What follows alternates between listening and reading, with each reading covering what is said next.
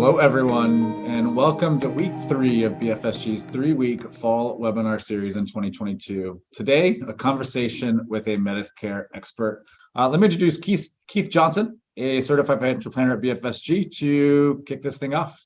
Great. Thanks, Chad. I appreciate it. Again, my name is Keith Johnson. I'm a senior education specialist and financial planner with BFSG. So as Chad mentioned, as a certified financial planner, that makes me a fiduciary.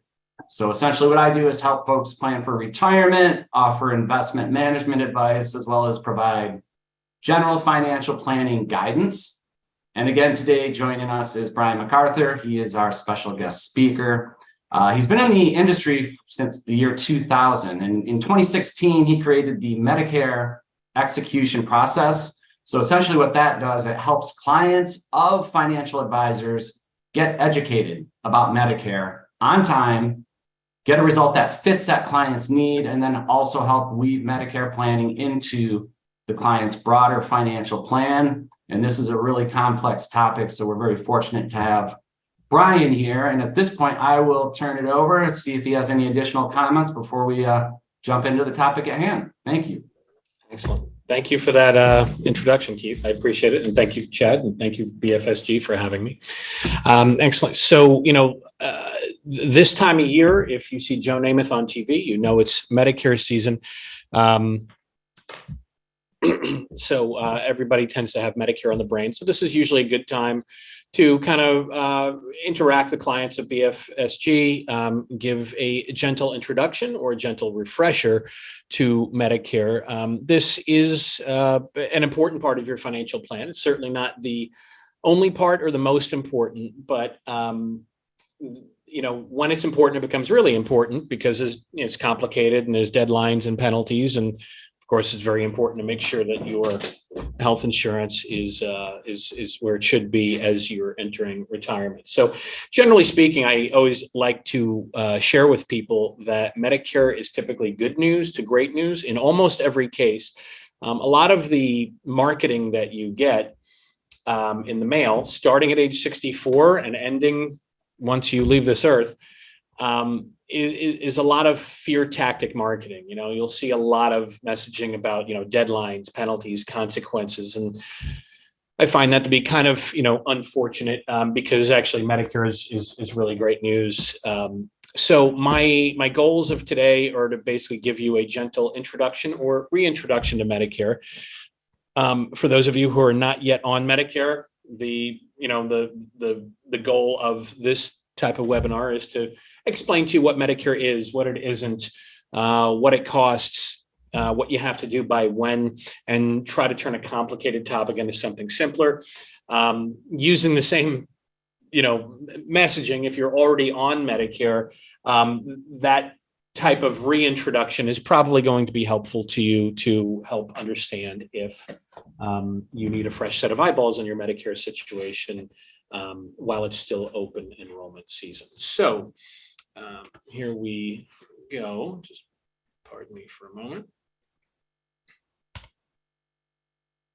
Okay, so as Chad brought up, so the end of the Medicare execution process tends to result in us guiding clients to their supplemental insurance needs.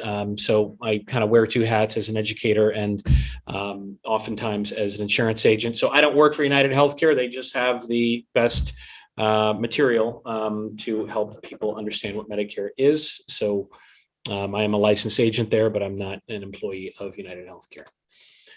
Okay, so here's just a range of questions that people ask. I'm not going to go through all of them right here on this slide, but I will tell you that we should have an expectation that we will answer most, if not all, of these topics. So a few things that are worth bringing up is that Medicare is basically your health insurance provided by the federal government. It is a pretty terrific deal by most people's standards. It does not cover everything, but I think there's definitely room for gratitude on how much it does cover. So we're going to dig a little bit deeper into that. So you probably didn't need me to tell you that if you're age 65, you're eligible for Medicare. Now, I will share with you that it is very common that a typical BFSG client is not enrolling in Medicare at 65. 65 is not old anymore. So while you're eligible for Medicare at 65, it's very common with a lot of clients at BFSG that they're still having fun working and they have autonomy in their careers and they're able to make their career work for them such that you're not exactly counting down the days till age 65 to retire and go on Medicare. Whether you're going on to Medicare at 65 or after, typically everybody welcomes this gentle introduction to Medicare at around age 64. That's when the mail starts. And again, it's all fear-based marketing, deadlines, penalties, consequences, that sort of thing. So just getting a little bit of insight on what you do and don't need to worry about at age 64 is really relevant, whether you're going on Medicare at 65 or working till 70. Okay. So what does Medicare cover? So, I'd like you to think of a full Medicare package as parts A, B, C, and D. Of course, we're just going to chat about part A and B on this screen, but a full Medicare package would require checking 4 boxes. Now, I'm going to cheat a little bit in how I explain this, but there's no consequences to the way I cheat, and it's in an effort to turn a complicated topic into something simple. So think of a full Medicare package as part A, B, C, and D. Now slice a line right across the middle of that. Parts A and B come from the government. Parts C and D come from insurance companies. So we'll chat a little bit about what A and B covers right now. And part A, you're not going to use this a whole lot, God willing. You really only incur part A expenses, pardon me, if you're sitting in a hospital bed.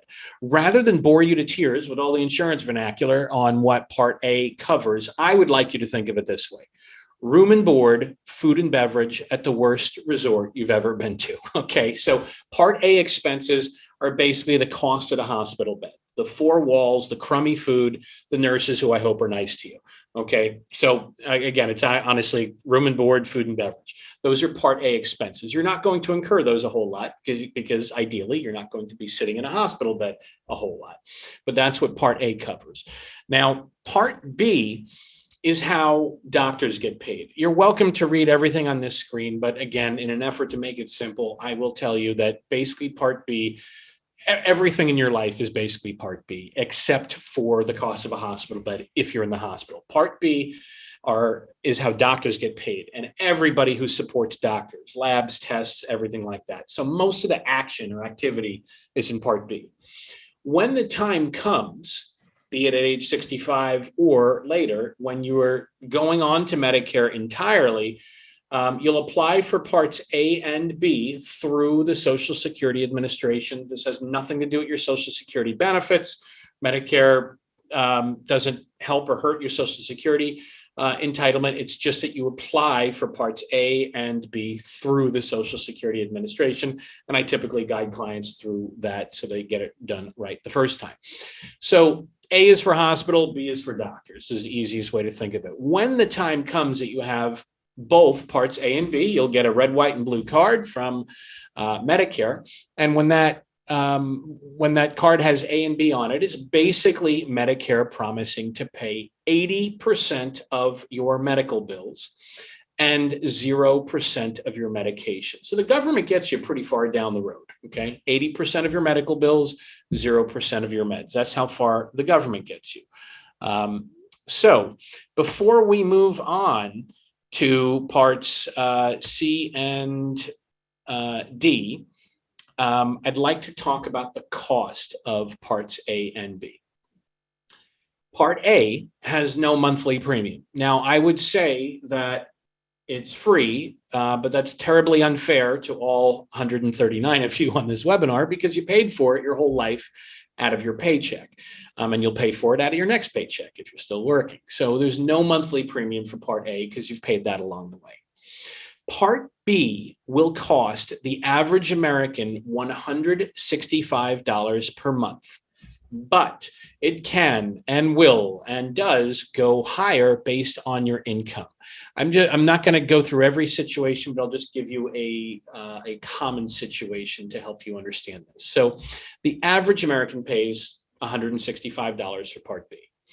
whenever you go on to Medicare, let's just say it's 2023, the Social Security Administration, who administers the billing and the enrollment into Medicare, is always looking at your tax return from 2 calendar years ago. So in this example, let's just assume it's a married couple, both going on Medicare in 2023.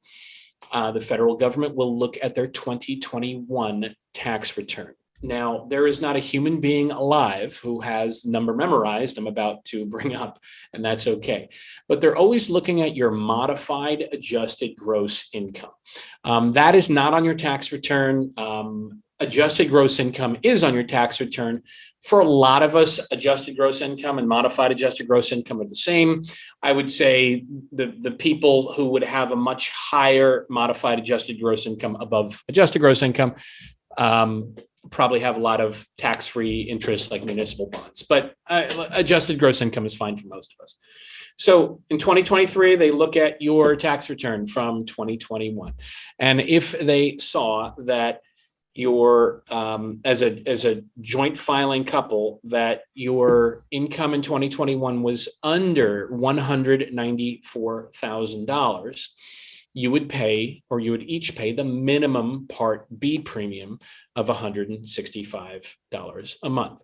So there's a lot of Americans, even that are good savers and clients at BFSG, that will wind up paying the minimum Part B premium because $197,000 is still a lot of money, even for people with quite a bit of assets in steady Eddie retirement income. So if your income fell under, pardon me, $197,000 as a couple, you'd pay the minimum Part B premium, $165. If, when they look back 2 years prior, they realize that you've earned more income, that can inflate your Part B premium. So I'm just going to give you an example.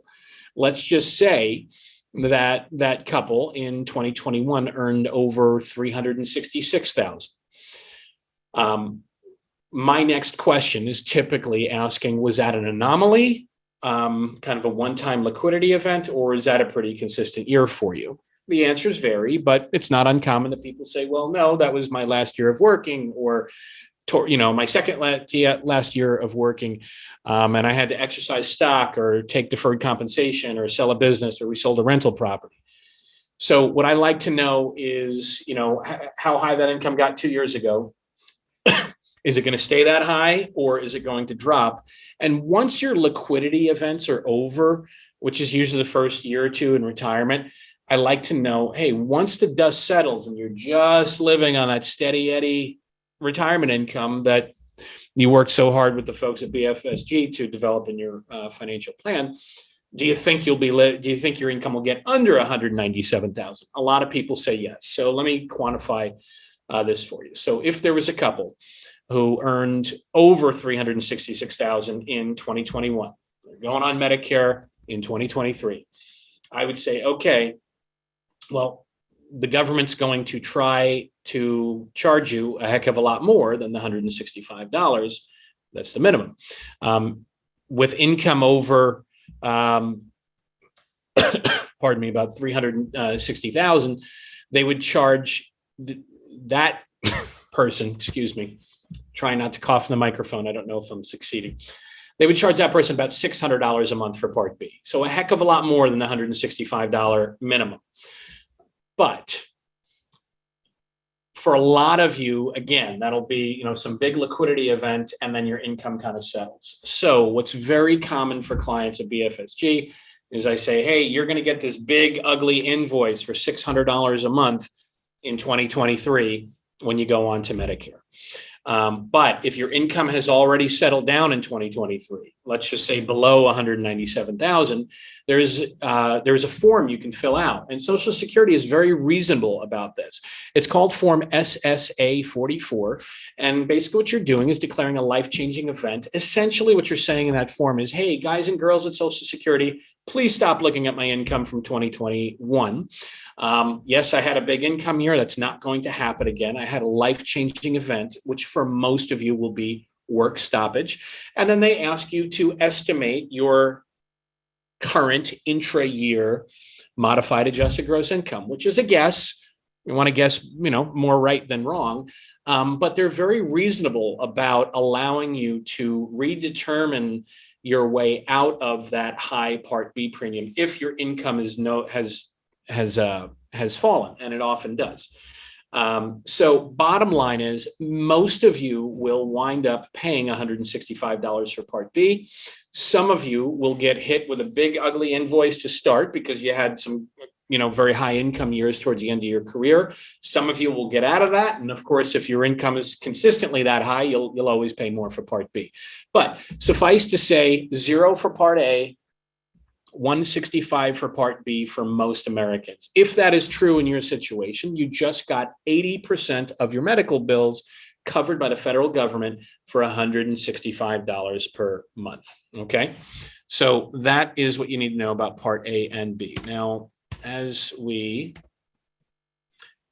move on, this is where I'm going to cheat a little bit. So, of course, if the government only covers 80% of your medical bills and none of your meds, you will need and want to cover the remaining 20% and also get prescription drug coverage. Now, as you look at this, you'll see, one side says Part C, the other one doesn't. I actually find it easier to just think of this as 2 different roads to Part C and D. There's really no consequence to thinking that way about this. So there's only 2 paths to address what I'll call Part C and D. For Part C, I'd like you to think of an insurance company stepping in to pay the other 20% of your medical bills. So if Parts A and B from the government covered 80%, think of Part C as an insurance company covering the other 20%. And anytime you hear Part D, folks, just think D is for drugs. Okay. So here's where I'm cheating. I'm going to, on option 1, I wish that they flip-flop this, but you'll see Part D and Medicare supplement. I'm going to call that another version of Part C. So again, 2 different paths to Part C and D. Both cover the 20%, both cover drugs. So there's a fork in the road. It's not good versus evil. Both options are quite wonderful. It's really just choosing the best version of wonderful for you. We don't live in a world of utopia. There's trade-offs, and we'll go through the trade-offs at least topically, and you'll kind of have an idea what might work for you. So with Medicare supplement, you will notice that is a synonym for Medigap. Medicare supplement, Medigap, same thing. Medicare supplement plans will essentially look and feel like the sexiest PPO plans imaginable. Nothing in a Medicare supplement plan says the word PPO, but as I explain it, you'll say, oh, this feels like a PPO that I've been on or am on. Option 2 is Medicare Advantage. Now, historically, Medicare Advantage plans were the sexiest HMO plans imaginable. Okay, so sexy PPO, sexy HMO. That's sufficient to think about it for now. I will share with you that in many parts of the country, there's now starting also to be some PPO Medicare Advantage plans. I'm going to hold off on getting too deep on that part. Just for now, to set the 2 bookends, I want you to think Medicare supplement, sexiest PPO ever, Medicare Advantage, sexiest HMO ever. And if I do a good job of explaining that, I'll sprinkle in the PPO options that probably sit in the middle with Medicare Advantage. So Medicare supplement.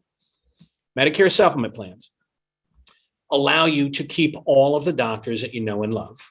And if you needed a second opinion across town, in a different medical group, in a different county, in a different state, it is just fine. You get to go anywhere you want in the country with a Medicare supplement plan.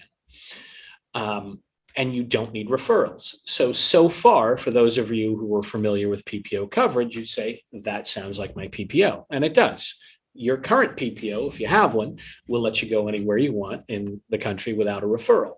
But your current PPO is a true PPO, and there's networks, and you try to stay in network because it costs you less. You can go out of network with a true PPO, but most of you would agree you try not to because it costs more. And most people would say that it's not very difficult to stay in network with a true PPO. So a Medicare supplement feels like a PPO. Go anywhere you want, no referrals, but it's actually even more flexible because there are no networks with a Medicare supplement plan. So if you live in, Los Angeles and the best left toe orthopedist for you is in Albuquerque, You can go to Albuquerque, no referrals, and because there's no networks, there's no cost difference between the doctor in Albuquerque versus a doctor in Los Angeles. So if your life depended on it, you literally could go anywhere in the country, no referrals and no cost difference. Okay. The top version of a Medicare supplement plan, I'm not pushing you or anyone in any direction, but I'm giving you this to set the bookend. The top Medicare supplement option with any insurance company is called Plan G. I'm going to call it Plan Great to get away from the letters for a moment, because if I start talking to you about Plan G to address Part C, our heads will explode, okay, or at least mine will. So we're going to call it Plan Great. Again, this is the highest option on the path on Medicare supplement. So with Plan Great, again, go see any doctor in the country. No referrals, no networks. We covered that. You would have an annual deductible of a whopping $233 per year, which basically means that your first doctor's visit every year will be on you, because we all know your first doctor's visit will probably cost at least $233. Once you pay that $233 deductible one time each year, you pretty much go the rest of the year, every year, without ever seeing a doctor bill or hospital bill. So without any of you needing to be a health insurance expert, you could probably deduce that if I can go see any doctor in the country without a referral, I don't need to worry about one costing more or less than the other. My first doctor's visit will run me $233. And then unless my doctor charges for parking, I could leave my wallet at home. That's about as good or comprehensive as health insurance could get these days. So big dramatic buildup. How much do these things cost? I'm just giving you a very general number because it really is state and even county specific. So I'm going to give you numbers that are more right than wrong as we look across all 50 states. So typically at age 65, a Medicare supplement plan, great, usually runs anywhere from $130 to $150 a month. Okay, so let's shoot high and say $150 a month. Typically, when I'm making recommendations on Medicare supplement plans, as long as it's a big insurance company that you have heard of and I've heard of, and they're priced right, that's about the end of the magic. That's typically where the recommendation comes from. So let's say $150. In addition, for people who go this route with a Medicare supplement plan, you also need to buy a separate Part D drug plan. As a placeholder, I will share with you that drug plans run about $30 a month. It's kind of a wacky business. There are plans that are $8 a month. There are plans that are $108 a month. And where in most parts of your life, if you pay more, you get more. And if you pay less, you get less. That logic does not hold up with Medicare Part D drug plans. I care about monthly premiums, as do you or clients of mine. But what I really care about is monthly premiums plus the copays on the medications you're taking. And I want to add those together so we can always see the real hard dollars that come out of somebody's pocket over the course of a year. Just because the monthly premium being high or low is not as good an indicator of value as you would think. So the reason I tell people $30 a month is a self-preservation technique. It's mostly so you never call me a liar, because it's unlikely that most of you, it's unlikely that most of you would need a plan over $30 a month. And it's just as likely that one might do the trick at $8 or $11 or $12 or $15 or $20, but I'm going to say 30. So to recap where we are so far, remember, 0 for Part A, 165 for Part B for most of you. If you have a high income situation, we would dig a little bit deeper into that personally, and I'd tell you what to expect. But let's say 165 for Part B, 150 for Plan Great. So I think we're up to about $315 a month, and then add $30 for a drug plan. Might be high, but again, self-preservation technique. So $315 on top of 30 is about $345 a month. So that would represent a Medicare package that is as good as it gets and as expensive as it gets, but it's not the only option. Okay. Before I move on from Medicare supplement, I like to share with people that plan grade is not the only option. You can bring down that $150 monthly premium if you increase a deductible or they reach into your pocket for $20 copays. It doesn't go down a whole lot, but I do want you to know there's other options. Suffice to say, with Medicare supplement, you're paying that monthly premium, roughly an extra $150 for the supplement, an extra $30 for the drug plan, for the ability to go to any doctor in the country, no referrals, and almost never see a bill. Okay, so that's what life looks like on a Medicare supplement. Now what I'm going to do is I'm going to go back up to that fork in the road. We're going to travel down the only other path to Part C and D, and this is the one they actually call Part C and D. You'll see that's called Medicare Advantage. And actually, it might even have a slide that opens this up a little bit more. Let's see. Okay, yeah. So just change the scenery. So on this slide, of course, you got A and B on the left side. That's 80% of your medical bills, none of your meds. We've already covered option 1, which is Medicare supplement. Now we'll cover option 2, Medicare Advantage.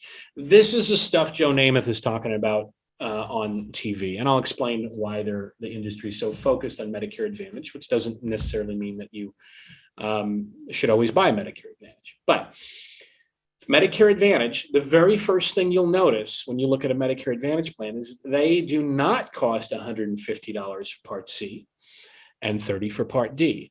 More often than not, like over 90% of the time, a Medicare Advantage plan will cost $0 for C and $0 for D.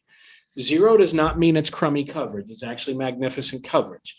The trade-off historically with Medicare Advantage, if you consider this a trade-off, and I'm not saying you should, is that typically these have been HMOs. They are the best HMOs ever.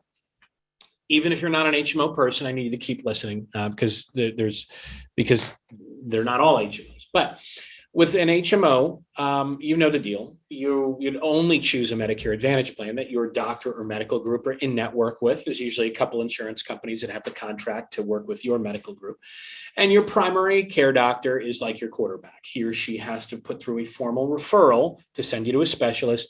With an HMO, they're always going to send you to their home team specialist. Now, if you live in a major metropolitan area, being limited to one medical group, probably not very limiting. But let's be clear, on Medicare Advantage, if it's an HMO, you're not hopping over to Albuquerque because you think it's a good idea anymore. You're basically letting your primary care doctor quarterback your care through the medical group and the specialists that they have access to. What's very common with a Medicare Advantage HMO plan, no monthly premium, no deductible. There's typically copays for everything. The copays are very modest. It could be $0 to $20 to see a primary doctor, $0 to $40 to see a specialist. You're reaching into your pocket all the time for a copay, which is probably what you're used to already, but they're very modest and the coverage is pretty terrific. So historically, you can see that it's not good versus evil. You could pay that monthly premium for Medicare supplement, which felt like the sexiest PPO ever, or you could pay $0 for Medicare Advantage HMO, which felt like the sexiest HMO ever. Okay. Now, what I'm going to do is share a little bit more information, and then we can kind of open it up to questions. But I'll also share with you that now, every year, there's starting to be more and more. There's starting to be at least a presence, and in some major metropolitan areas, an abundance of PPO Medicare Advantage plans, and those kind of sit right in the middle. So these days, there's PPO plans. They still have no monthly premium, just like the HMO, but they feel like they are true PPOs. So the difference between Medicare supplement and Medicare Advantage HMO is way less polarizing now. So there are PPO Medicare Advantage plans. Again, you'd only look at one that your doctors are mostly or all in network with. They typically have no monthly premium, no deductibles, just like the HMOs. It's a real PPO, so you don't need referrals. It's a real PPO, so there are networks. You would try to stay in network because the copays are lower. You can go out of network. Again, you're going to try not to do that. unless your life depends on it, because it costs more. But as you can see, this is not good versus evil, heroes and villains, right? I mean, historically, it was pay a monthly premium for something that felt like a PPO, pay no monthly premium for an HMO, and now you've got PPOs swirling in the middle with no monthly premium. So it's all good news. Now, I should probably move on and share with you that Medicare on its own does not cover dental, vision, podiatry, hearing aids, that sort of thing. But Joe Namath is not lying to you. So what you will hear about when you watch these commercials is that you'll always hear about dental and vision and podiatry and orthotics, because Medicare Advantage plans often include some, most, or maybe even all of those benefits. Pretty much any Medicare Advantage plan will include enough of a vision benefit that you should resist the temptation to buy vision insurance, because the very best vision insurance on the very best day is just okay. They might even throw in a dental benefit. That dental benefit can range from valueless to you to something that's better than nothing. Sometimes it can be really meaningful. And it might be just included into your Medicare Advantage plan that has no monthly premium. If there is a disparity between what a Medicare Advantage plan offers for dental and what you're used to, you can always pay a little bit more to do that. If you did buy a Medicare supplement plan, you're basically buying vision and dental a la carte. So you just pay more money for that. So I'm doing a lot more talking than listening here. We'll probably open it up to questions in just a moment. One final thing, just at the end of my kind of monologue here, I would share with you that when you go on Medicare, your health insurance becomes probably the best coverage you've ever had. All of that's great news. Drug coverage gets a little bit crummier. Most of us will not notice it, but if you're on expensive medications, you may notice your out-of-pocket drug costs are higher than you were used to at work. Typically, if you're turning 65 and you say, well, I think I'm going to stay on the employer plan. Most of the time, the suggestion is just to stay on the employer plan if your employer is paying a good portion of your health insurance premiums. But we typically do an evaluation like that. And for sometimes when people are on really expensive medications, it's all the more reason maybe to stay on the employer plan for as long as you can. Of course, once you retire, you need to go on Medicare. Wrapping up with this before we open it up for questions, what do you have to do by when? Of course, if you are planning on going to Medicare at age 65, about 3 months prior, you would need to enroll in Medicare Parts A and B. We do that through the Social Security Administration. I typically guide people through that. It takes about 10 minutes. 3 weeks later, you get your Medicare card in the mail. We try to make sure we understand how much you're going to pay for Part B. And once you get that Medicare card, you can make a decision, Medicare Supplement, Medicare Advantage, what have you. If you are continuing to work past age 65, or your spouse is, so you still have access to employer coverage, all those people tend to still welcome this introduction to Medicare at 64. But even if we determine you should stay on your employer plan, which is often the recommendation, people say, Brian, aren't I supposed to do something at age 65?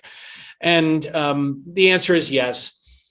Obviously, if you're going to stay on your employer plan, you do not sign up for Part B and C and D because they have monthly premiums, and there's no reason to pay those if you have employer coverage. You are supposed to enroll in Medicare Part A at age 65, even if you're going to stay on the employer plan. Remember, Part A has no monthly premium.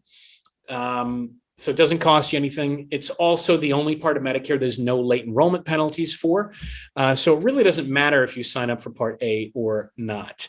I find the biggest advantage to enrolling people in Part A at age 65, if they're going to stay on an employer plan, is literally you feeling like you cannot be accused of having done nothing at age 65. And that's been a really powerful motivator for a lot of people. So for most people, I'd say, hey, if you're going to stay on the employer plan, we'll sign you up for Part A. It won't do a whole lot for you. It doesn't cost you anything. If you were ever hospitalized, it would protect your employer and their insurance plan from, too big a hospital bill. It probably will not trickle down to real savings for you. The only reason not to enroll in Part A at age 65, and I'll wrap up with this, would be if you or your spouse are making employee contributions to a health savings account, not a flex spending account where if you don't use it, you lose it. Health savings, as many of you know, you typically have a high deductible plan, and your employer probably throws some money into an HSA, and maybe even you throw money into an HSA. And a lot of people are very enthusiastic about that because if you don't use it, it rolls over. You can invest it in mutual funds and retire with a sizable balance to help pay for healthcare costs in retirement. If you are contributing to an HSA account, I would not enroll in Part A because the moment you do, they stop allowing you to make employee contributions. I'm going to leave it there just because that may not be relevant to everybody. But Chad and Keith, I will take a breath here and pass it back to you and let you moderate questions if we have any. Yeah, awesome. Thank you so much, Brian. Do you want to go towards the back of this? Some of the questions, I'm going to try to combine some that are merged or seem very similar. Do you want to put on your resources slide?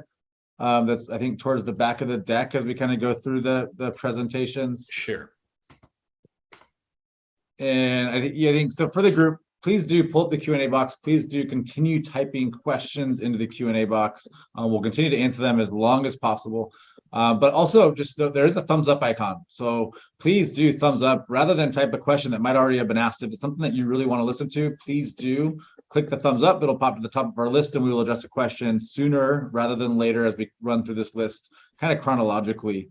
But so kind of going back, the first question we have for you, Brian, is really goes to disabilities, right? Which disabilities qualify for Medicare? And do you have to be fully disabled and not able to work in order to qualify if you're younger than age 65? So good question. However, Social Security defines disability, which I'm not going to claim to be an expert in. If you are on Social Security disability, which typically means you get several benefits, among which you collect a monthly check. Once you're on disability for 2 years, they automatically send you your Medicare card in the mail. So that would be the path to Medicare prior to age 65. I'm not going to claim expertise in what qualifies as a disability, but that is the one path to Medicare prior to 65. So that's a really good segue, actually, because the next question is, can you get Medicare before age 65? If you're collecting Social Security disability for 2 years, yes. And that is it. Got it. Perfect. Next question for you. Is the sale of your primary residence considered a life-changing event? No. Typically, when you look at the form SSA 44, there's about eight life-changing events. You just have to check one. The overwhelming majority, like over 90% of the time, we're checking work stoppage. The second most often would be reduction in work hours. I'm under the impression Social Security makes you jump through a few more hoops to document that, but if that's your situation, you should do that. Other ones include, marriage, death of a spouse. There's one on there that says sale of income producing property, but that one is a pretty high bar to use, so I wouldn't count on that. Certainly, sale of a primary residence would not qualify as a life-changing event. Yeah. So the next one we have, this is for people that might be moving out of the country. Does Medicare provide coverage if I retire abroad? So Medicare, I'll answer that two different ways. So, and I know that question was not focused on vacations, but I'm going to start there because I get that one a lot. Medicare supplement plans are required to offer an international hospitalization benefit. Medicare Advantage plans are not. However, it's a competitive world, and if one does it, they often all do it. So typically, the way an international hospitalization benefit would be covered is in your first 60 days of a trip abroad. If you were hospitalized, I'm going to go kind of extreme, possibility, and then I'll kind of convert it to reality for everybody. So let's just say you're sitting in a bed in Spain, and they're they're nice to you and they're taking care of you. The most extreme thing they could do, not saying they would, but they could freeze your passport and say, we're going to take care of this person, but we're not letting them leave the country until they pay the bill, right? So in that situation, you would reach out to Chad or Keith to wire $50,000 to pay a bill in Spain, let's just say. And then what you would do is you take that bill and you would hand it to, United Healthcare, Anthem, Blue Shield, whoever. And if you had a Medicare supplement plan, the supplement plan would reimburse you 80 cents on the dollar, less a $250 annual deductible. So if it was a $50,000 bill, you'd get $40,000 back, less $250, $39,750. So it's not nothing. I do have people that travel, internationally with that. Now, I have been told, I cannot put this in writing, but I have been told that if you were in an extended hospital stay, so not really in and out, so, you have time to call the insurance company or your loved one does, that if you're in a first world country, I have heard of situations where the insurance company says, hey, we're not going to make you lay out this, $20,000 or $50,000 bill. We'll just pay it directly. If you're in the UK, good chance the insurance company will do that. If you're going kayaking in Zimbabwe, you're probably going to have to pay the bill and get reimbursed, right? So that's the way it works on a supplement. The Advantage plans are not much different. Again, they don't have to offer worldwide coverage at this point, more do than not. And in the interest of time, I'll say it's very similar. Anything beyond 60 days, no Medicare supplement or Medicare Advantage plan would cover you. So that would definitely be a situation that you'd want to get some sort of international travel insurance. I don't specialize in that area. I've got a resource who does, but and then if you're retiring abroad, oftentimes, depending on the country, sometimes they want to see proof of health insurance before they actually allow you to live there. And some, depending on the country, sometimes it's a government-sponsored program. Other times you just, hire a private insurance company. Yep. Yeah, good answer. So next one we have, and this kind of two-part question for you is, if you're still working and have insurance through your employer or your spouse's employer, and you turn age 65, should you sign up for Part A? And then kind of second part of that is, are there any penalties if you have insurance through work? And then when do you sign up for Part B? Good question. So again, you're supposed to sign up for Part A at 65, no matter what. In most cases, most people do that. Really doesn't matter if you do it or not, because even if you kick the can down the road with Part A and you just sign up for Part A down the road when you sign up for Part B, that's fine as well. Late enrollment penalties are possible. They're not probable. And I just bring that up because, again, all of the stuff you get in the mail is designed to scare the stuffing out of you. Very few of you are going to be exposed to late enrollment penalties. Are you supposed to sign up for all of Medicare at 65? Yes. Are there late enrollment penalties if you don't? Yes. Are there ways around those late enrollment penalties? Yes. And really the way around the late enrollment penalty is if you have employer-sponsored health insurance from either your employer or your spouse's for active employment. So it's not, if you're a retired teacher, you're on a retiree health insurance plan, you still need to go on Medicare at 65. But from active employment, you can stay on the employer plan without late enrollment penalties. There are a few exceptions. The drug coverage on your employer-sponsored plan needs to meet minimum Medicare standards. I'm going to tell you that's a pretty low bar. Almost every employer plan does. However, the most prudent thing to do if you were staying on employer coverage past age 65 would be to ask, hey, is my drug coverage in my health plan considered creditable? So credit, like credit card. I don't know if it's ABLE or IBLE. Creditable drug coverage under Medicare Part D. Almost all of you, the answer will be yes. Every once in a while, if somebody has a high deductible plan, the drug coverage might not be creditable coverage, but your employers are usually pretty proactive about sending you a letter every year and saying the coverage you have is or is not creditable coverage. So the Part D late enrollment penalty is possible, but not very probable. Employer coverage, drug coverage will probably suffice. Additionally, your employer-sponsored health plan needs to come from an employer who has at least 20 full-time employees. So if your company has more than 20 full-time employees, you're almost certainly fine. Your drug coverage is probably creditable, but you should check. If you have under 20, if you work for an employer with under 20 full-time employees, you need to sign up for parts A and B and really part D at age 65. Also, in a lot of cases you'd want to, because Medicare will be better. And, a smaller employer usually has more limited resources. So they're usually not contributing quite as much to your health insurance as a big company.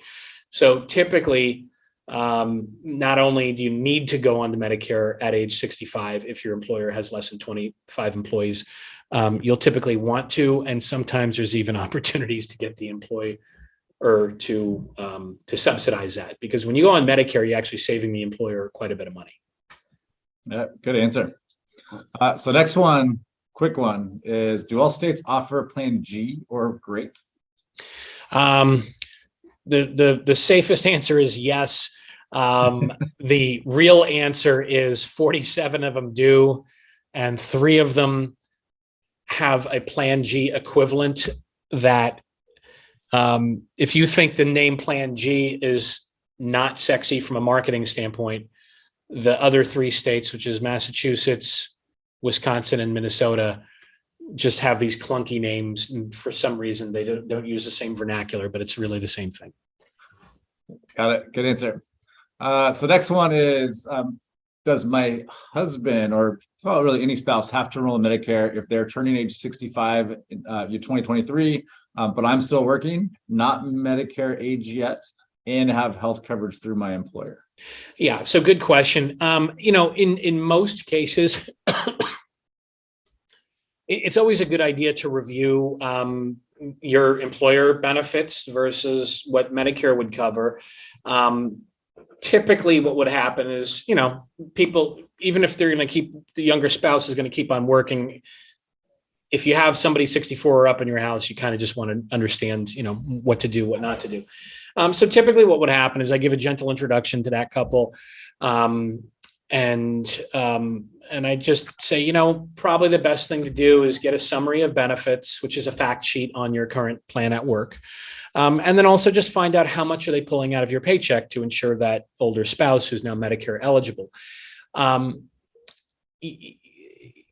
Typically, let's just say we looked at that and we said, oh, the coverage at work is pretty decent. Medicare would probably be better, but if you still have good coverage and you're not complaining about it, there's room to be grateful for that.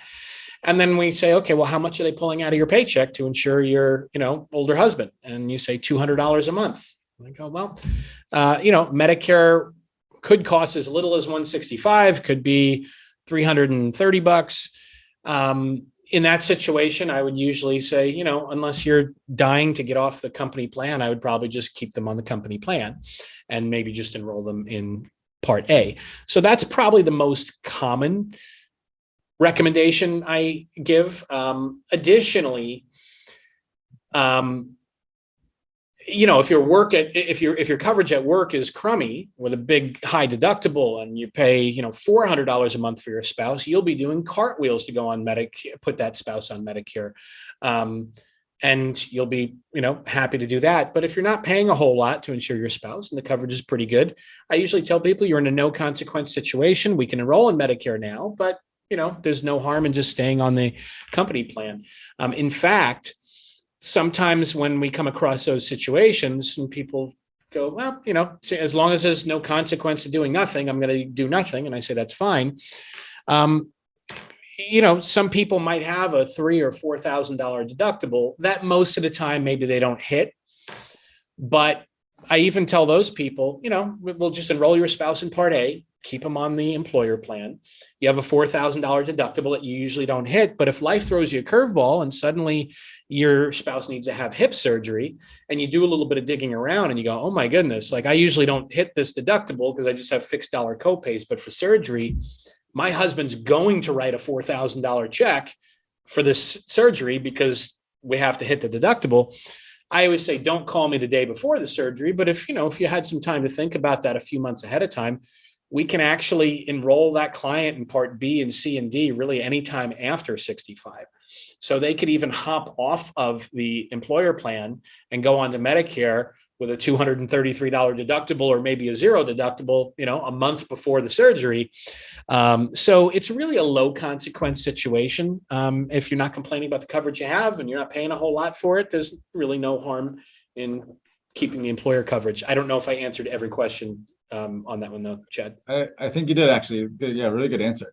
Okay. The next one is, this gets to all the different, I'm going to literally give you basically every single letter except for A and B.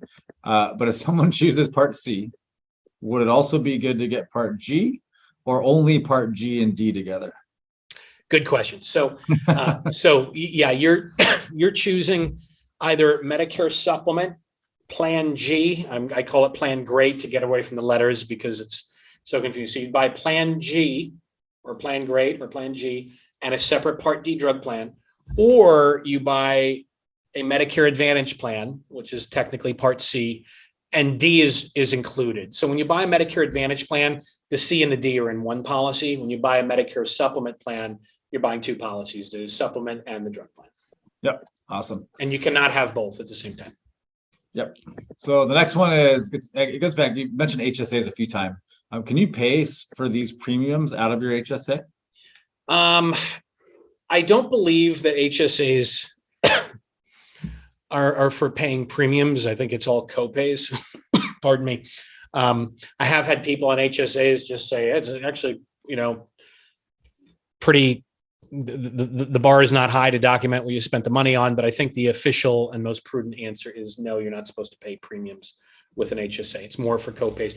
I'll tell you, HSA balances, and a lot of you get really enthusiastic about it. If your clients at BFSG, there's a good chance you're high income earners. You probably max your 401k, and then you just get clobbered in taxes for the balance of your income.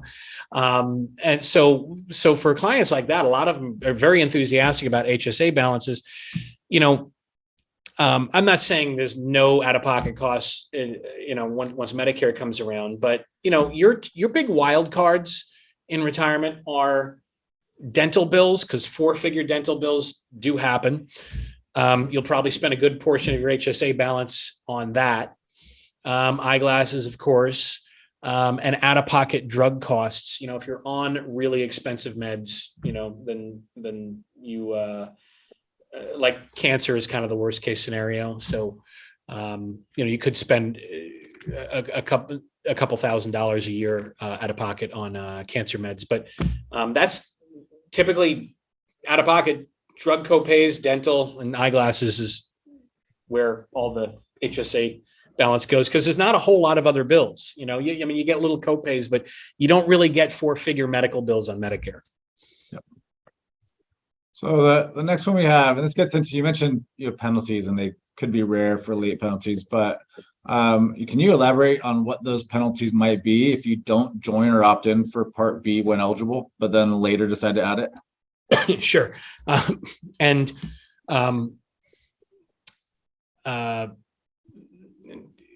So there's two types of late enrollment penalties. There's a Part B, like Bravo late enrollment penalty, and a Part D, like Delta.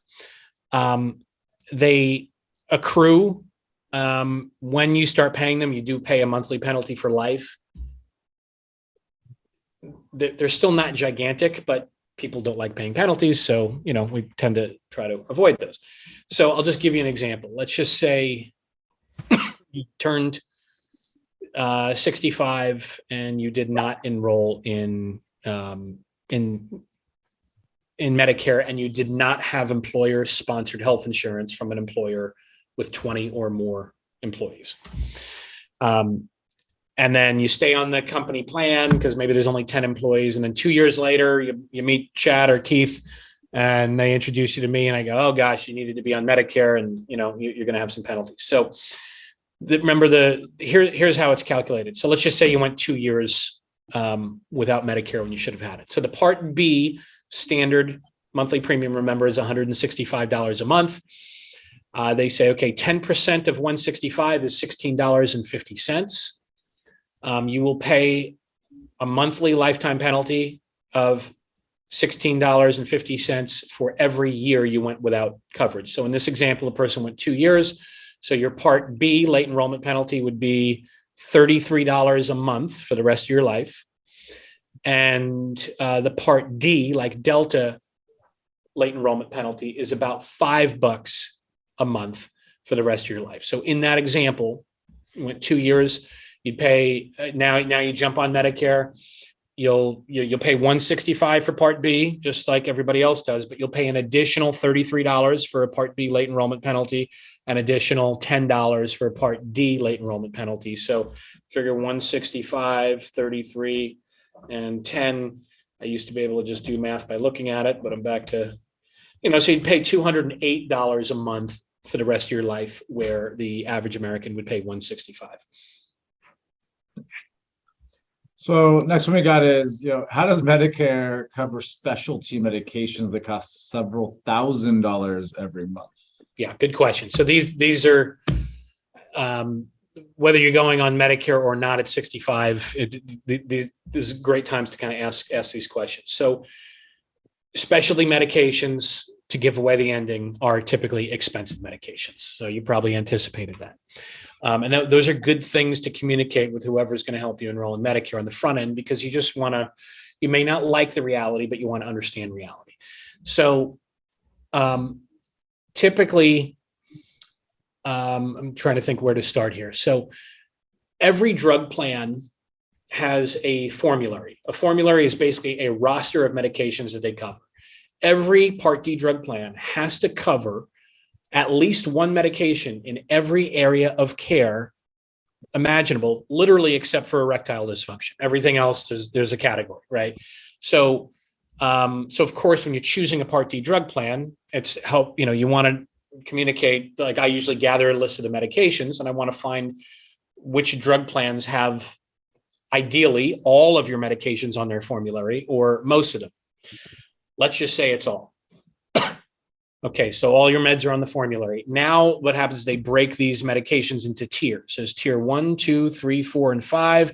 Tier 1 is like levothyroxine and atorvastatin, the cheapest generics out there. Tier 5, specialty meds, not always cancer, but cancer's a good bookend, right? So you could guess which are expensive and which are inexpensive. Now, what'll happen is that every tier has a copay. Tier 1 might be 0. Tier 5 could be a percentage of the retail. When you see Martin Sheen jumping on the pharmacy counter and pounding his fist about out-of-pocket drug costs for like GoodRx or whatever the other company out there is. And by the way, I will share with you that you have to have a Part D drug plan, but you should always check GoodRx. There's no harm in seeing if you can pull a rabbit out of a hat. And more so lately, I feel like there's a lot more coupons on expensive meds, which is great. But anyway, yeah, I should probably not go through every part of Part D, because that's not what the question was. But if ideally, you try to find a Part D drug plan where that specialty med is covered. If it's not covered, it doesn't mean, if it's not covered, you could look to another plan that covers it. But some specialty meds are not covered on anybody's formulary. That does not mean you're not going to get it. What it means is that it's really expensive, and the Part D drug plans say we're not going to approve that without a special authorization, because it costs them a lot of money. So typically, your doctor would fill out a special authorization. They do most of the heavy lifting. The way this works is that the drug plan will always say, hey, we don't cover that, but we do cover this other one, which is probably a cheaper alternative. And, they say, can you, we'd like you to try the one we do cover. And you could do that and play ball and see if it works. And if it does, they're happy, you're happy. In some cases, you've already, you've been on this med for a couple of years and you've already played ball and the alternatives didn't work, which just strengthens the case that when the doctor applies for a special authorization, they say, hey, this person has played ball. The alternatives didn't work. It's got to be this drug, and they'll approve that on a special authorization. So I could go on into that, but I want to answer the question directly. So you might have to jump through some hoops, to get a specialty med covered, but I really don't see situations where they don't get covered. Just the doctor has to make a case for it. And again, if you can find the drug plans where the med is on the formulary, then you don't even need a special authorization. But some meds, you always have to get a special authorization. Yep. So this gets into kind of like your income. Will Medicare look at your tax returns annually and reduce premiums as your income goes down? Or must you prove it on your own? Like, for example, one spouse is still working, but once they retire, obviously income changes, right? It's not a one-time windfall. Right. So good question. They're always looking at your tax return 2 calendar years ago. So let's just say in 2023, they look at your 2021 return and you made $1 million. They're not going to punish you for making $1 million, for the rest of your life, because in 2024, they're going to look at your 2022 return. So automatically every year they're looking 2 calendar years back. And the reason they're doing that, Chad, is, if you and I were, and Keith were having this conversation in February of 2023, the overwhelming probability is that neither of us have filed our 2022 tax returns yet, right? So, and most people, file it, around April. So that's why they don't look 1 year back. They always look 2 years back, because generally speaking, most people have filed their tax returns from 2 years ago. But you can, so one, automatically, they'll just, that big income year will naturally fall off. It's just that form SSA 44 is your opportunity to get out of that big ugly premium sooner. If you can. And, I've called Social Security about this, and they said, we're not trying to stick it to people. Like, he didn't say this, but my interpretation was, we're the government, we're clunky, we're looking 2 years back, and we just assume that's what you make every single year. Okay. And if we're wrong, well, the next year we'll look at, it'll adjust, but they are very reasonable about allowing you to reduce that Part B premium if that's not if your income from 2 years ago is not representative of what you're going to make this year. Okay, so we got a ton of questions going, but since we are at the top of the hour, I just want to give a really quick note that I did put a survey in the chat box for everybody. And just to note that this is being recorded. So for anybody that needs to drop, I recognize it is 11 a.m. Pacific and 2 p.m. Eastern time. If you do need to drop, be in the top of the hour. Everything is being recorded. Links will be sent out tomorrow morning for the on-demand replay if you want to recap anything that you might miss as we continue to run through some of these questions. I feel like every time we answer 1 or 2 questions, 2 or 3 more pop in here. So obviously, I think this is a popular topic, and it's something that's really on everybody's minds. So I think the next question, I'm going to kind of lump a few together that all have a thumbs up, and they're all from the same person. I think the first one we might have kind of answered already, but the next 2 we have not yet. So first, getting back to those enrollment penalties, do you have to enroll by a certain age for parts B, C, and D? No, I mean, if you had employer-sponsored health insurance at age 91, you are protected from late enrollment penalties. I don't want to answer a question that wasn't asked in the interest of time, but the late enrollment penalties, I'll give you the 2 best examples of when people pay late enrollment penalties. Typically, small business owner, very common that the small business owner is the oldest person at the company, and they got a dozen employees, and they're, enthusiastic about their company, and they got coverage through the employer, and just 65 comes and goes, and they don't think about Medicare. Okay. And that person, when I finally interact with them, I go, oh gosh, you've got late enrollment penalties. So that's number 1. Number 2, big generalization, but this is typically the only other time it shows up.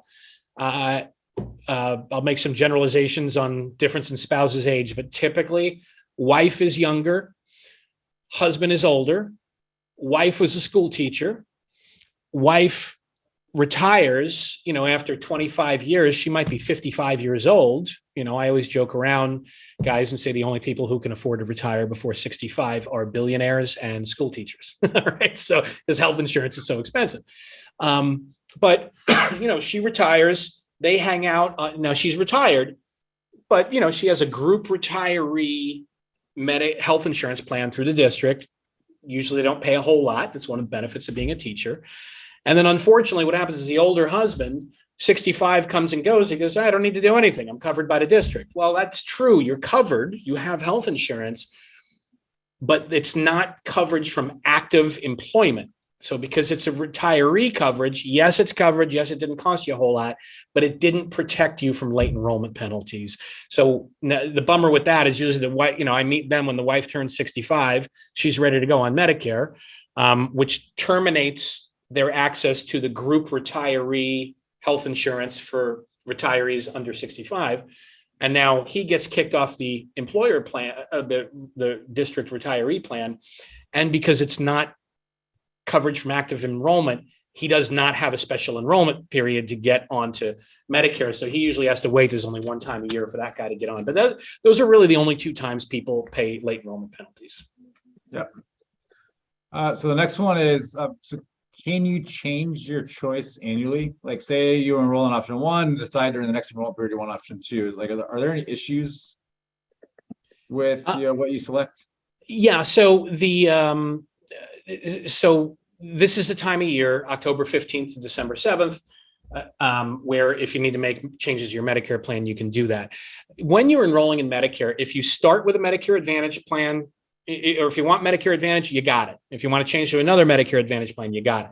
Coming back to Medicare Supplement, okay, like Plan Great, those typically ask health questions, which would mean that, just like any other insurance underwriting, you could be accepted or declined when you apply. But if you're brand new to Medicare Part B, which you will be either at age 65 or 68 when you retire, you will have a one-time guaranteed acceptance into the supplement. So there's a little bit of a bird in the hand dynamic there, Chad and Keith, in that if you choose the supplement immediately, you're guaranteed to get it. If you do a Medicare Advantage plan, with eyes wide open, you'll probably like it just fine. And again, there's HMOs and PPOs. You just have to know that if then one day you want to move from Medicare Advantage to Medicare Supplement, you're probably going to have to answer health questions. They're not the worst health questions ever, but insurance companies don't want to step in front of moving traffic. If they identified you've got some big bills coming, they might decline you. That used to be way more consequential. So I'm going to use Southern California as an example. We're just starting to get PPO Medicare Advantage plans in Southern California. But as we sit here in 2022, very polarizing. 0 monthly premium HMO, or you paid a monthly premium for the supplement that feels like a PPO. So in Southern California, if you start with an HMO and then one day you applied to a supplement, and let's just say you had a big health chronic issue and you got declined, you might feel trapped in an HMO for the rest of your life. So there's a little bit of a bird in the hand dynamic in Southern California. Like if I choose a supplement immediately, I'm guaranteed to get it. I could go no monthly premium on an HMO, but then I'm kind of running the risk I might not be able to get over there. Now that's a consequence worth considering. But now because there's those Medicare Advantage PPOs, it's not quite as polarizing. So it takes a little bit of the bite out of this, high consequence situation. But yes, if you choose a supplement immediately, you're guaranteed to get it. If you choose Advantage immediately, you're probably going to have to answer health questions to get to a supplement later. Yep, good answer. So the next one is, and this I think is a little bit having fun. It seems like every hospital we've ever been to is soliciting us, right? Like Cedars-Sinai, UCLA, St. John's, etc. Is this all because they're hoping we take option two and decide to join their network? I want to make sure I understand the question. I'm going to take a stab at it. The funny thing about, actually, I'm glad that came up, because one of the things that nobody's asked, which people often ask, so I'm going to flatter myself that I know what people are curious about, and it kind of ties into this. So let me back up for a second. When people go, hey, why are these Medicare Advantage plans cost zero? And there's an inclination to wonder, is zero bad? And zero really is not bad with Medicare Advantage. It's actually very, very good coverage. So people go, why is this coverage so good and it doesn't cost me anything? So what's happening with these plans is, the way I've trained you all so far, you're going to think, hey, fork in the road. I'm going to cover the 20%. Medicare is going to cover 80%. Insurance company is going to cover the 20%. And another insurance company is going to give me the drugs. That's what happens on the supplement side. That's what happens on Medicare Advantage as well. But with Medicare Advantage, Yes, they're covering the 20%. Yes, they're giving you prescription drug coverage. They're also taking over the 80% risk from Medicare. So when, Keith goes into a Medicare Advantage plan, Medicare kind of kicks back and goes, hey, this is great. We don't even have to worry about 80% of Keith's bills anymore. So they start sending the insurance company like $900 to $1,000 a month to take care of you. And there's enough meat on that bone from what the Medicare Advantage carriers get to cover the 80%, cover the 20, cover the drugs, throw in a vision benefit, a dental benefit, pay the insurance agent, all that other stuff. So the Medicare Advantage thing is a lot like a charter school. Pardon me. Kids don't pay tuition to a charter school, but they have a voucher on top of their head. And when they walk in the door, the school plucks the voucher, hands it to the government and says, pay us $10,000 a year to educate this kid. It's honestly the same concept with Medicare Advantage. So why is your medical group advertising to you? Number one, they certainly don't want to lose you when you turn Medicare age. Number two, your medical group, whether you're on an HMO or a PPO, is always trying to keep your care within their medical group. Now, in an HMO, as long as you're in an HMO plan, you have to use your medical group, right? But they don't want you leaving when you turn 65. You're going to run up the biggest bills of your whole life once, sometime after 65. They're usually pretty forthcoming on what Medicare Advantage insurance companies they have contracts with to get, HMO access. And even the PPO Medicare Advantage plans, and all of you know this, like, even if you have a PPO, your primary doctor is pretty much always going to, now, when I say refer, understand there's an informal referral where the doctor says, hey, you should go see Dr. So-and-so down the hall. In an HMO, you have to get that referral in order to go see a specialist. And we know that specialist will always be their home team specialist. If you have a PPO, your doctor usually says, I'm going to put through a referral for you to go see Dr. So-and-so down the hall. You don't, with a PPO or a Medicare supplement, you don't have to go to that doctor because you have the autonomy. But generally speaking, most of us are going to see the doctors that our primary doctor tells us to. It's just if you have a PPO, you do have the autonomy to say, well, my buddy Keith said that the guy that did his knee, across town in a different medical group was the best. I'm going to go to him. But the medical groups certainly have incentives to corral you into the Medicare Advantage plans that they, are contracted with. And candidly, this is why when you watch a Joe Namath commercial, you never hear anything about Medicare supplement. It's a weird business where the one with the monthly premium, the Plan G, actually creates less revenue to the insurance company, less revenue to the doctors, but it is the sexiest PPO ever. And a lot of BFSG clients go that route. But all the money in this industry is on the Medicare Advantage side. So as a result, like a lot of the marketing is always Medicare Advantage. There's great Medicare Advantage plans, but it's just important to know what the alternative is. So next one is, can I lose Medicare coverage? Really only by not paying. The fastest way to blow up your Medicare package would be to not pay your Medicare Part B premium. Because you're going to have a Part B premium no matter whether you do Medicare Supplement or Medicare Advantage. And if you fail to pay your Part B premium, the Medicare Supplement or Medicare Advantage would become worthless. Which brings up another point. One day when you're drawing Social Security, they'll just deduct the $165 from your Social Security check. You'll never miss a Part B premium. If your client's a BFSG, just generalizing usually means you've been good savers. And most of you will probably try to delay taking Social Security with the help of Chad and Keith and the team, because there's good incentives to delay drawing Social Security in a lot of cases. So what's very common for, not all BFSG clients, but a lot of them is they're going on Medicare at 65 or 66. but they're not going to draw Social Security till 70. Well, during that time you're on Medicare, but you're not drawing Social Security. You're going to get an invoice from Social Security to pay your Medicare Part B premium. And if you fail to pay that, that could blow up your Medicare package. But you can also set it up to just be, deducted monthly from a checking account.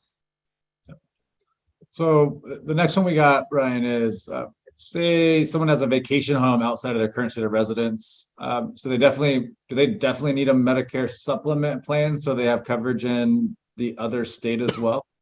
So that's a prudent approach. The answer, as I go back in time, was yes, almost always. Because of course, with a Medicare supplement plan, you could actually have doctor relationships in both states, no issues with that. The alternative would be, I would not do an HMO Medicare Advantage plan, but a PPO Medicare Advantage plan, might work as well. It could have no monthly premium, could have a nationwide network where, you could find doctors that are in network in both counties that you live in. So the next one, I actually got two questions on pre-existing conditions. So I guess the first one is, do Medicare Advantage cover pre-existing conditions? And the second one is, if you select Part C with the G or great option, can they exclude pre-existing conditions? Oh, great questions. So if you had pre-existing conditions going into Medicare, that would push you more towards the Medicare Supplement Plan G, because you're probably going to weigh that one-time guaranteed acceptance into a supplement way more heavily. So if you had pre-existing conditions, I would say you'd probably lean towards a supplement. The answer to the second question is, if you did not take advantage of your guaranteed acceptance into a Medicare Supplement Plan G, and now you're answering health questions, because maybe you did Medicare Advantage for 3 years and now you want a supplement, they can look at pre-existing health conditions. But let's just say you're brand new to Part B, so you have guaranteed acceptance. You could have the worst health imaginable. And if you're brand new to Part B, they have to take you into the Medicare Supplement Plan G. They cannot ask you questions, they cannot decline you, and they can never kick you out. I'm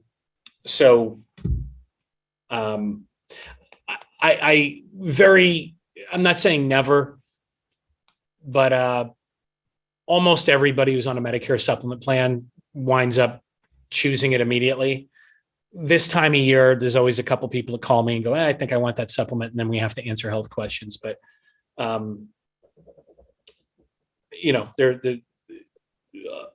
a lot of people don't have to.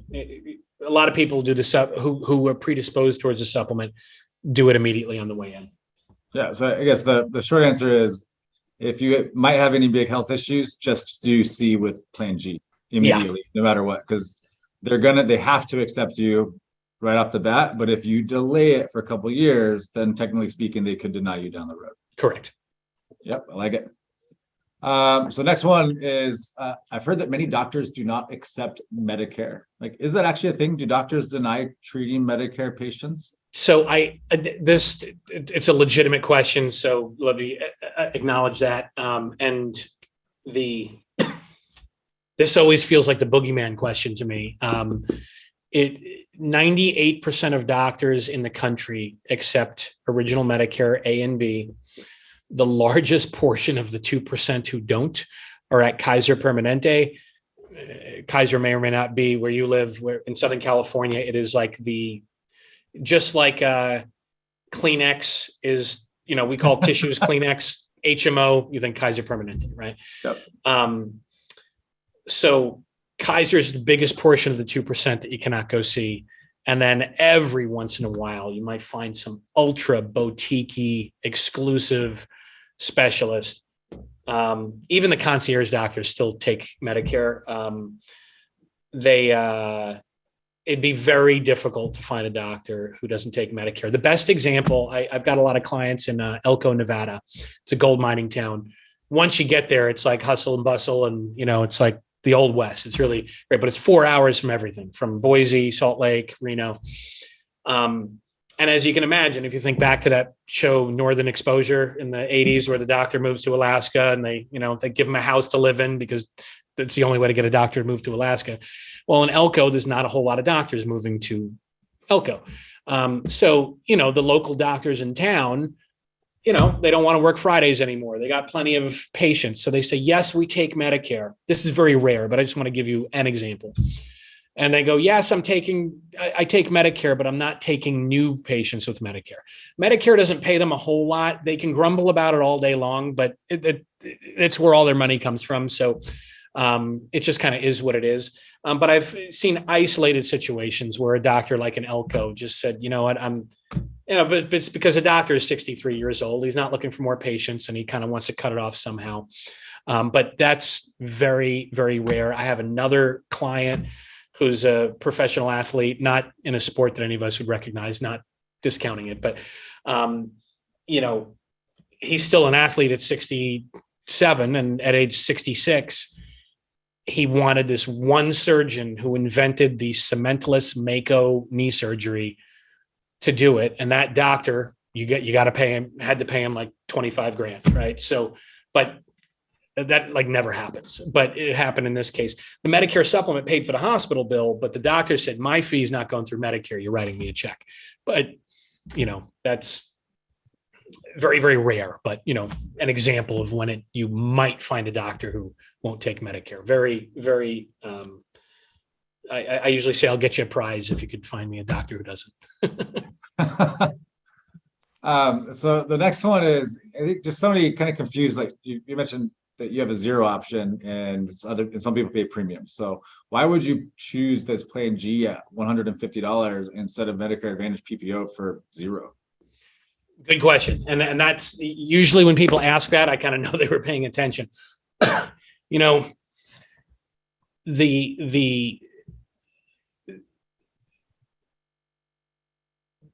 benefit of the supplement, and this might be like, you could buy a car that does 200 miles an hour, but most people don't actually go 200 miles an hour ever, right? So with the supplement, if your client's a BFSG, you could probably afford the supplement just fine. But you go, why do I pay a supplement when this PPO Medicare Advantage plan is zero? With the supplement, there's no networks to worry about. With the Medicare Advantage plan, you do have networks to worry about. Usually the networks are pretty big, so staying in network is not very difficult. Medicare Advantage plans have a max out-of-pocket limit, and it depends where you are. They could be $3,000, $4,000, $5,000, $6,000, $7,000. Typically, it's very difficult to hit a max out-of-pocket on a Medicare Advantage plan because the coverage is so good. But the one way to get there would be every Medicare Advantage plan will charge you 20% of chemo, radiation, and dialysis.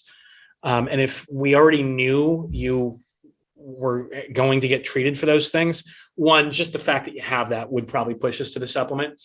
But if for some reason we were on the fence, I'd say, you're going to hit that max out of pocket on that PPO Medicare Advantage plan. So even though it's zero, you're probably going to pay $7,000 out of pocket. Why do that when you can have the supplement for, $180? So that's kind of one situation. I mean, I'll give you an example, extreme situation. Mayo Clinic in Scottsdale.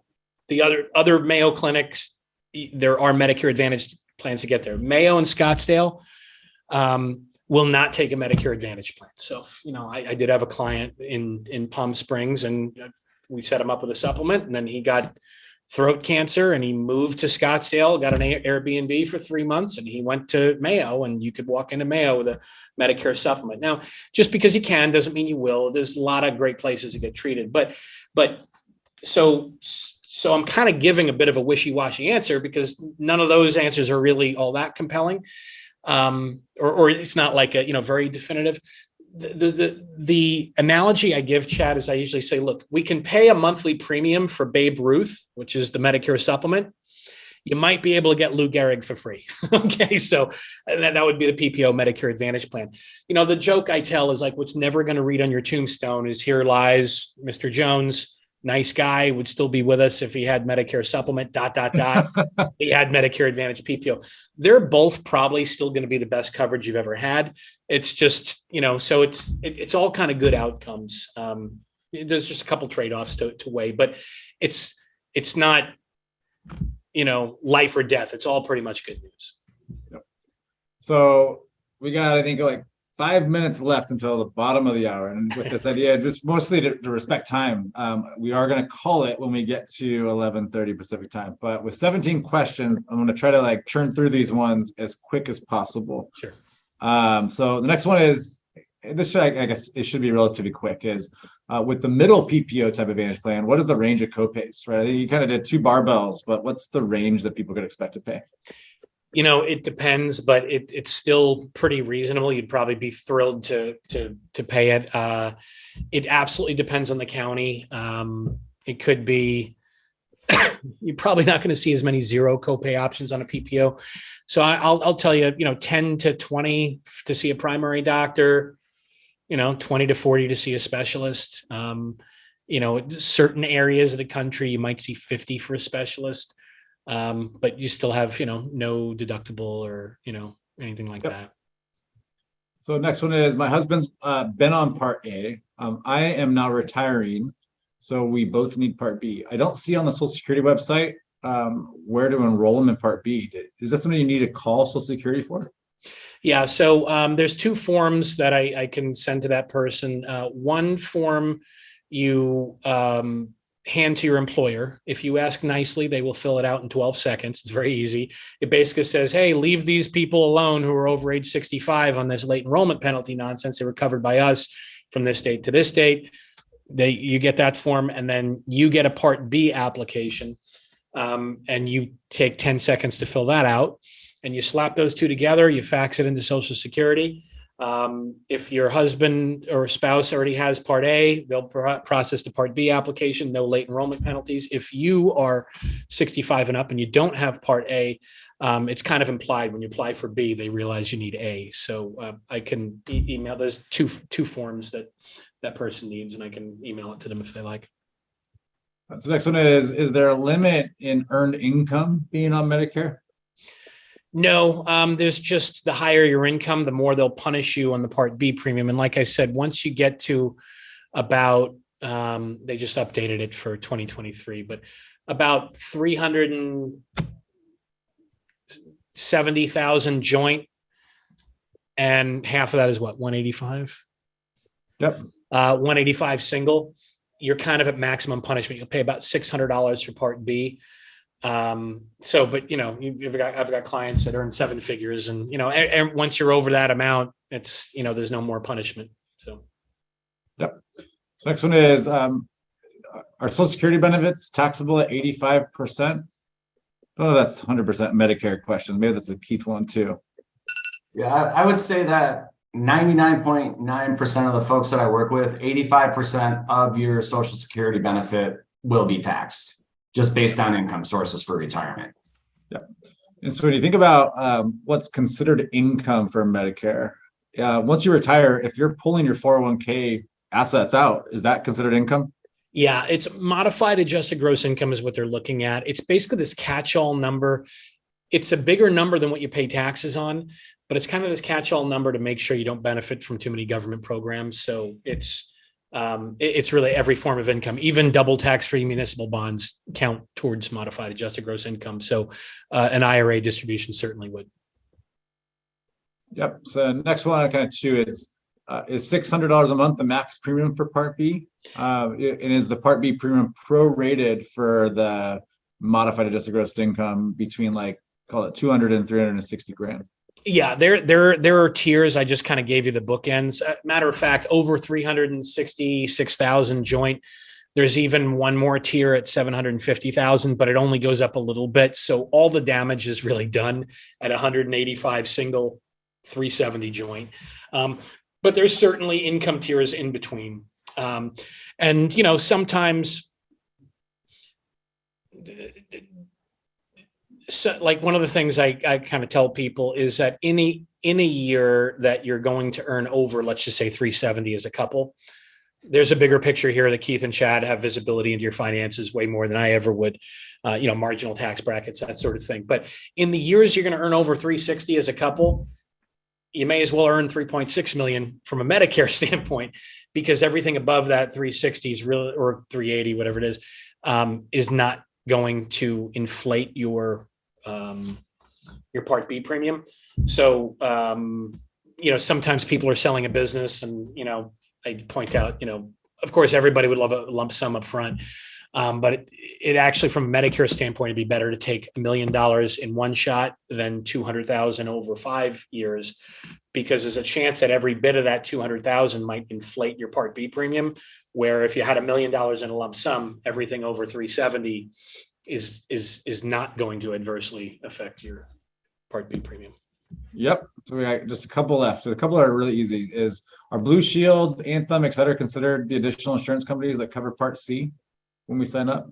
Yeah, there's plenty of insurance companies. I mean, I probably just mentioned those.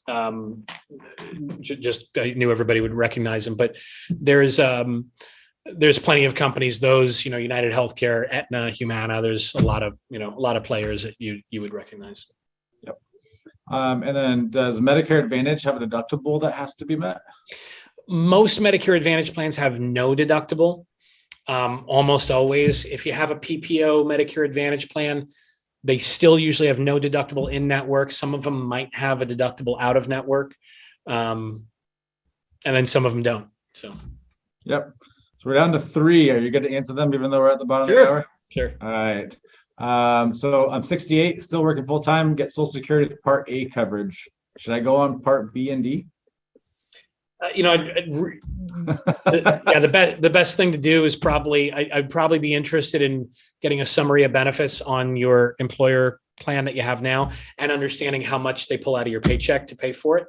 I would imagine if it was intolerable, you probably would have identified that by now, because you've had 3 years to be on Medicare. So you're probably in a good spot. If you wanted a fresh set of eyeballs just to kind of show you how to do the math, happy to do that.